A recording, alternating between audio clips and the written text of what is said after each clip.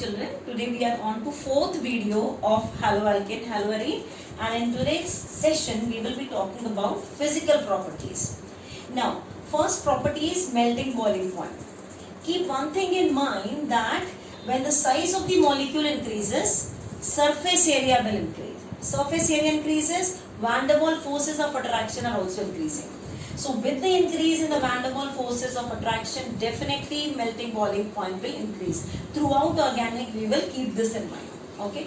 Now let's start with say 1 carbon, and I am keeping halogen fixed. I take now 2 carbon, same keeping halogen fixed. Now I take 3 carbon, 4 carbon, and so on, and so on. So keeping halogen fixed, when number of carbon atoms are increasing, we will say boiling point increases.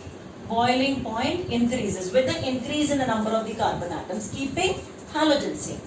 Now let us take 2 carbon, say fluoride I am taking. Okay, I am starting with fluoride. Now I am keeping 2 carbons, but now I am changing halogen. The size of halogen I am changing. Say now I take CH3, CH2, Cl, or CH3, CH2, Br, or I take CH3, CH2, I. Fluorine, chlorine, bromine, iodine. Carbon atoms are same, size of halogen is increasing. Again the same thing, surface area increases, van der Waals forces are increasing, boiling point will increase. Right? Halogen same, carbon atoms are increasing, boiling point will increase. Carbon same, size of halogen increases, then also it is going to increase. Now let us take carbon atoms, say I am taking 1 carbon atom and I am taking 1 chlorine. Now I keep carbon same, but the same halogen is increasing. CH2Cl2, CHCl3, CCl4. What I have done? Carbons are same, I am increasing the number of the halogens. Number of halogen increases. Then also the same criteria, size of molecule increases, surface area increases, van der Waals forces are increasing, boiling point will increase. Got it? So 3 categories we have taken. Now, suppose we take different isomers. We are taking isomers. Then what about the boiling point? Suppose I am taking 4 carbon halide. Now I am taking say another one as 1, 2, 3, and I am taking this particular isomer of it, and now I am taking another isomer of this. This we know is N-butyl normal chain, N-butyl chloride. This one is secondary butyl chloride.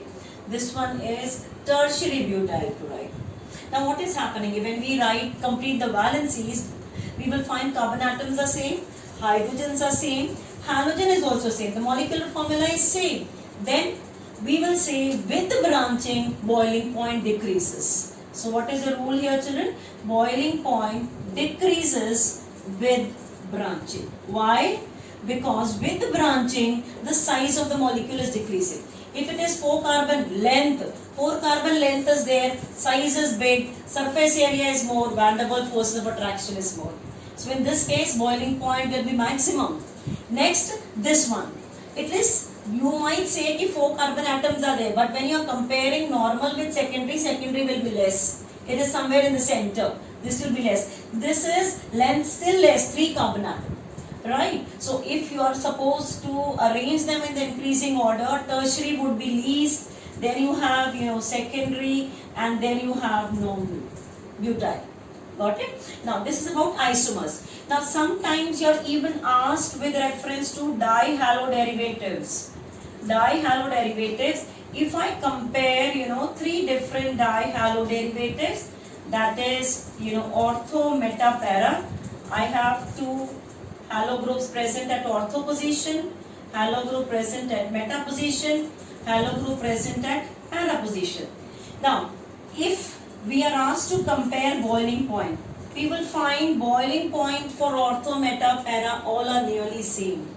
These are nearly the same boiling point. One very important question is asked in the exam regarding melting point. it is found that the melting point of the para isomer, this is para isomer children, this one is meta isomer and this one is ortho. It is found that the melting point for the para isomer is maximum. This one is maximum. Why the para isomer has the maximum melting point? Due to symmetry. Due to symmetry. The molecule fits into the crystal lattice more effectively. So what are you going to write here? Due to the symmetry, these molecules, they fit in crystal lattice. Fit in crystal lattice more effectively. Right? So here how many categories we have discussed? One, this one, with the increase in carbon atom, boiling point increases. With the increase in the size of the halogen, boiling point increases. With the increase in number of halogens, boiling point increases. Fourth, with branching, boiling point decreases. Then we have discussed about para isomer. It is for dihalobenzene. So in this we have discussed about the first property, that is melting and boiling point. Please note down. Second property we will discuss, that is density. Now we know children, density is mass by volume. If we increase the number of carbon atom or we are increasing the size of the halogens, volume is increasing, mass is also increasing. Then in that case we have to consider which one is increasing to greater extent. So it is found that the mass is increasing to the greater extent. So again the same thing as we discussed in melting point, boiling point. If you are taking 1 carbon, you are taking 2 carbon, keeping halogen constant, you are taking 3 carbon. That means you are keeping halogen constant and increasing the number of the carbon atoms. So we find with the increase in the number of the carbon atoms, density increases. Density increases in this case. Right? Now if you keep number of carbon atoms fixed and go on changing the size of the halogen, you go on, this is fluorine and next is chlorine, then you have bromine and then you have say iodine. Carbons are same, size of halogen is increasing, both are increasing as I said, but increase in mass is more. That is why we say the density will increase. Density increases in this manner. Okay. The next one, suppose we are taking that again as I said earlier, you keep 1 chlorine. Now you increase the number of the chlorines. Still you increase the number of the chlorine. Now you still increase 1 more chlorine. That is 1 chlorine, 2 chlorine, 3 chlorine, 4 chlorines. Carbon is only 1. Size is increasing, so density will surely increase. These are important questions which can be asked. Which of the following has the maximum density, or arrange them in the increasing order. Like that the questions can be framed from here. Now third property is about dipole moment. Third property is about dipole moment.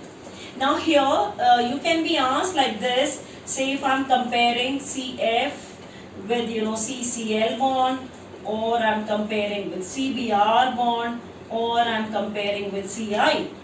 Okay, you are asked arrange them in the increasing order of the dipole moment. Now you will see that dipole moment is calculated by the product of delta into distance. So normally if we think that way, we will expect that this is more electronegative, that means this should have more delta value, so this should be having maximum. Okay, but in fact the order is like this. CCl is maximum, then you have CF, after that you have is CBr, and then you have the least one is as Ci. Now this is not following the normal trend. You have CCl more dipole moment than CF. This is also a recent question asked. Why carbon chlorine has greater dipole moment?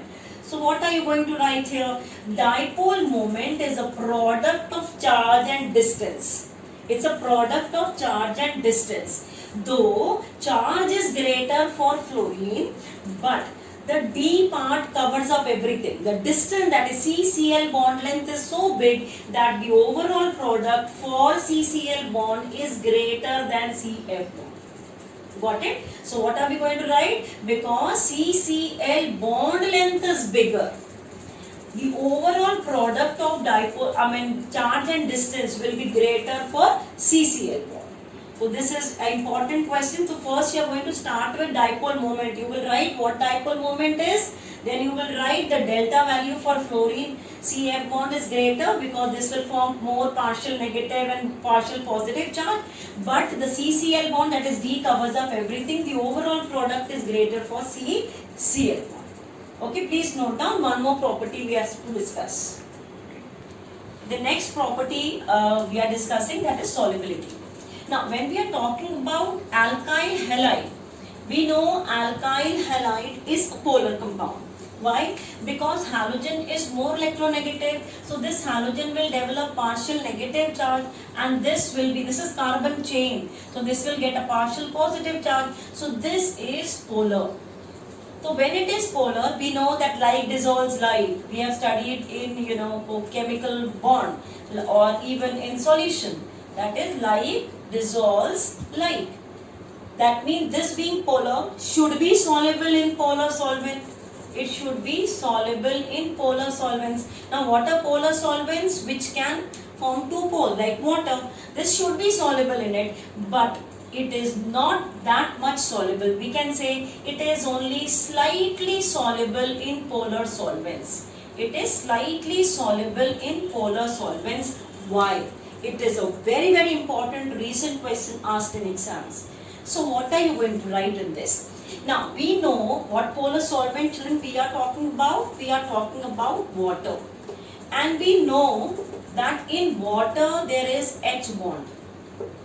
In water there is hydrogen bond, and this Rx, when we are dissolving in it, between, this is also polar, we know that this is also polar, both are polar, right? So this, when we are dissolving between alkyl halide and water molecule, there should be some force of attraction. There should be some force of attraction because we are not providing any external energy which should make this dissolve in water. So what happens? So when we are dissolving this, between this and water, there is some force of attraction developing. This force of attraction will liberate some energy. This will give out some energy. Okay, so that liberated energy tries to break the bonds in water. Whatever bonds are there in water, this liberated energy, which is obtained by association between alkyl halide and water, this energy should break the bond. But in this case, the liberated energy is very less. Which liberated energy I am talking about? The energy that is liberated by the association between alkyl halide and water. That liberated energy is very less. So this less energy cannot break the existing bonds in water. The liberated energy cannot break the existing bonds in water. That is why it is slightly soluble in water. So the original bonds in water itself are quite strong. The original bonds in water itself are quite strong. So it cannot be broken by the energy which is liberated by the association between alkyl halide and water. Okay. So I hope you have followed 4 physical properties which we have discussed. Please make the notes, pause in between and make the notes of the physical properties. Many questions can be framed from here. Okay? Please note down.